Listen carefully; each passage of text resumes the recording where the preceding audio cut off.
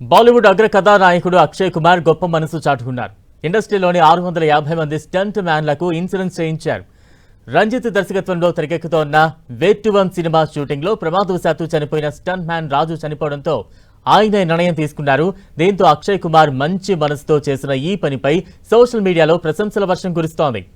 ఇక ఈ ఇన్సూరెన్స్ పాలసీలో ఆరోగ్య ప్రమాద బీమా రెండూ ఉన్నాయి. స్టంట్ మ్యాన్ సెట్లో బయట ఎక్కడైనా గాయపడితే 5 లక్షల రూపాయల వరకు బీమా పొందేలా అక్షయ్ కుమార్ ఇన్సూరెన్స్ చేయించారు.